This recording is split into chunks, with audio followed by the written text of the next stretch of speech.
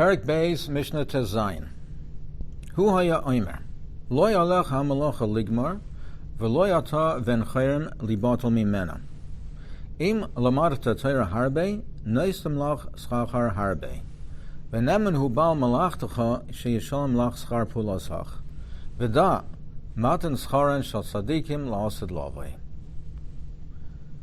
Person should always be aware and know that the ultimate schar is in Olam Haba. And no matter what he does and what he does in this world and how much Torah he learns in this world, that's his function, that's his job.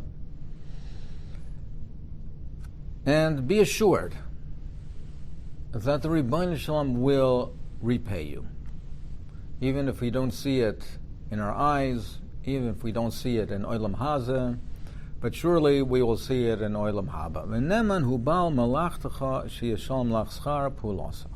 The Rebbeinu Shalom, you can rely on him, you can depend on him, totally, completely. He will repay you. He will repay you for your efforts.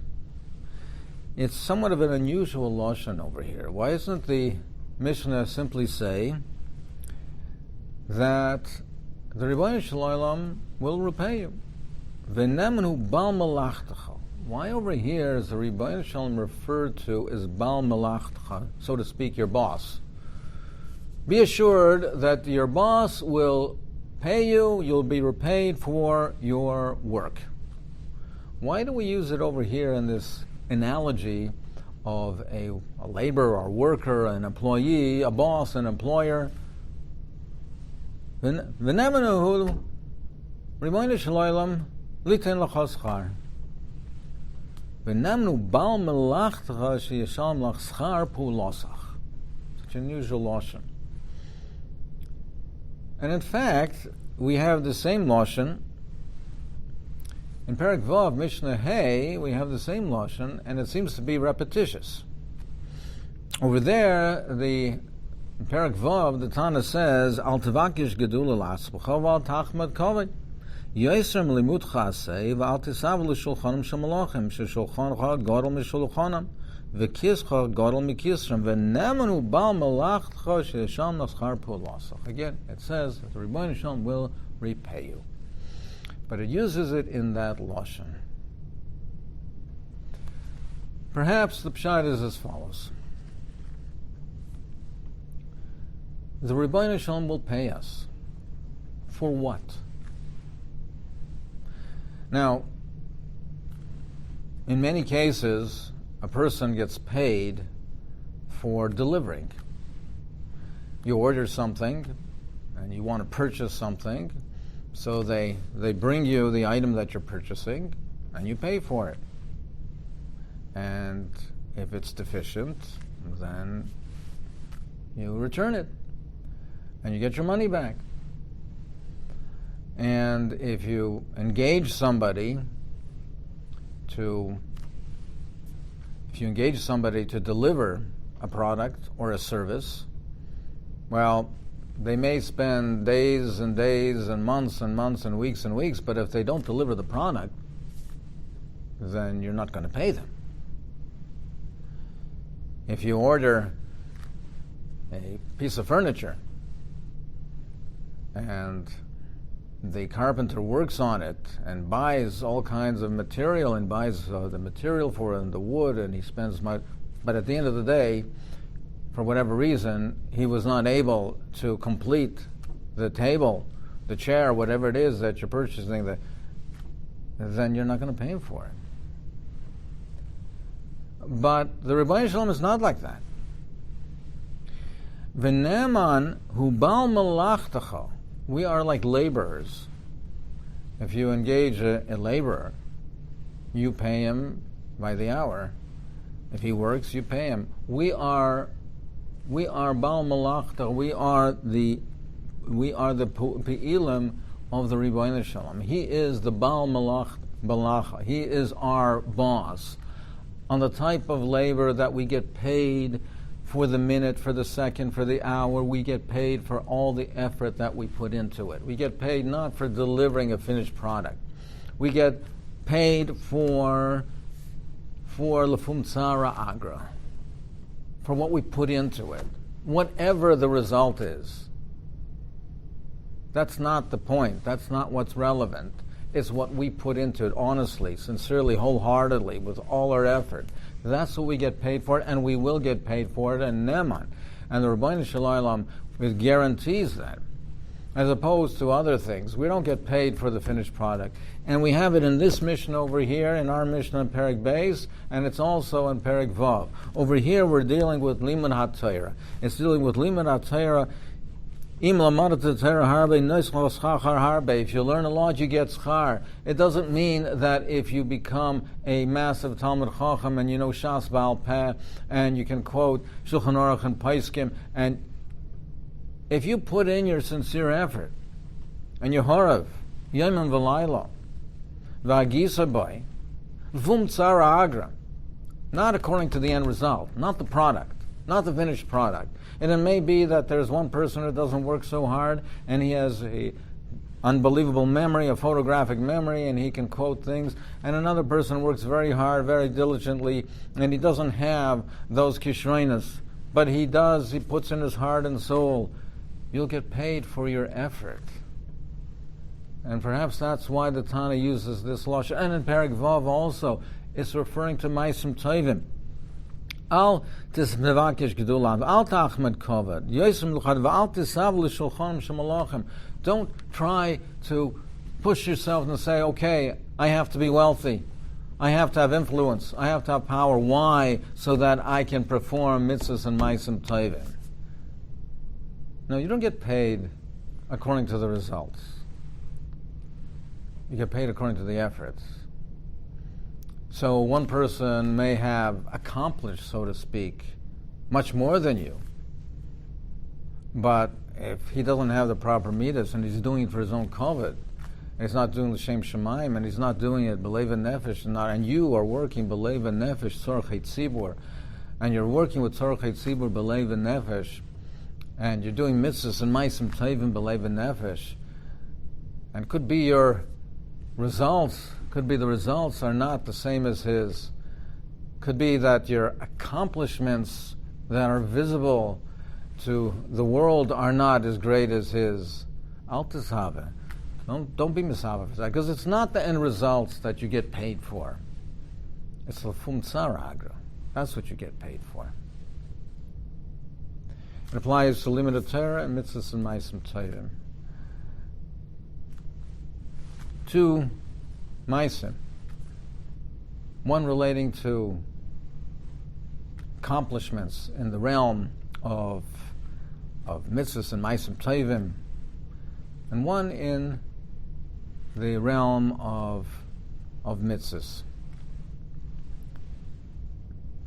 Once a businessman came to Rav Shach, someone who was a big supporter of Torah,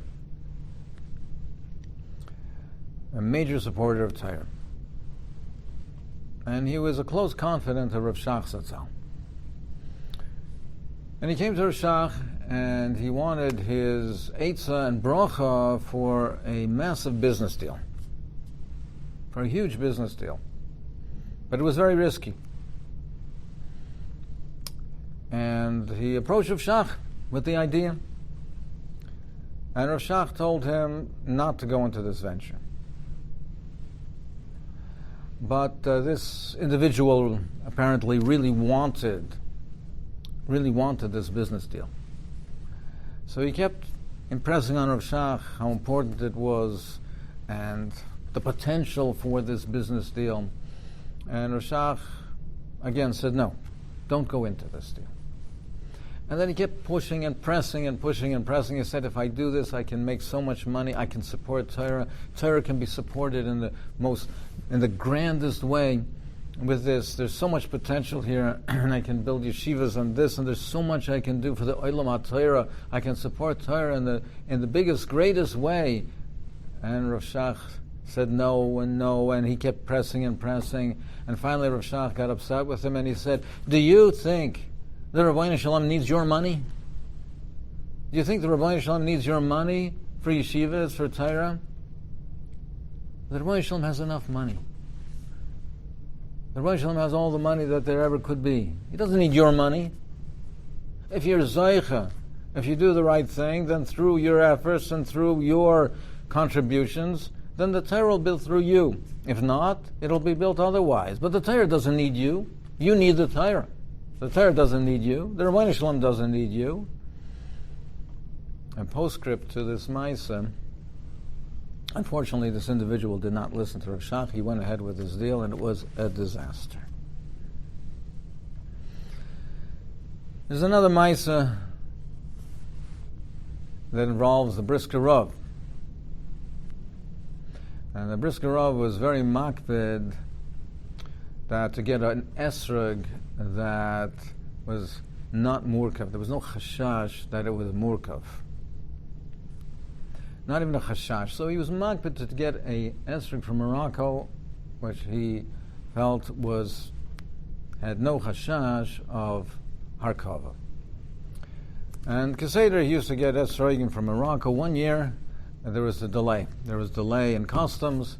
There was a chashash about citrus fruits, that they would have disease in them. They held it up in customs. They wouldn't release it. And Rosh Shlomo Lawrence went down and tried to intercede on behalf of the brisker robe to try to get the esrog released. And he kept trying and pushing and pressing. He knew how important was the brisker robe, and he kept trying. Finally, he got it released. It was Shana Rabbah. By the time he got to the brisker robe, it was too late, and it was already too late to be able to mekayim the mitzvah by the time he got it to the brisker robe. And he was sittering. And he thought brisker robe would be so upset that he would not be able to mekayim. He was not able to mekayim the mitzvah of esrog b'hidura. And then, to his utter amazement and surprise, he saw the brisker robe smiling. So he asked him, why is the robe smiling? He said, I'll tell you Maisa. There was a Choshev Yidden brisk, and in Alte Zeiten. And they, very hard to get an esrog. It was very, very difficult. And he wanted an esrog so badly. And 1 year was almost impossible to get an esrog. He sold part of his house to get the money, an enormous amount of money to get the esrog. They finally got him the esrog. He paid a fortune for the esrog. He finally brought him the esrog. They brought the esrog to him, and it dropped on the floor, and the pitum broke. And they thought the man would be devastated. And quite the contrary. His attitude was that as we hat nicht, as we nicht potter. If we don't have it, we're potter. Meaning, you do what you have to do. It's not the result. It's not the accomplishment. It's your effort.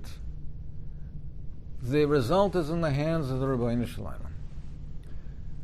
But it's up to us to do b'lei v'nefesh what we can.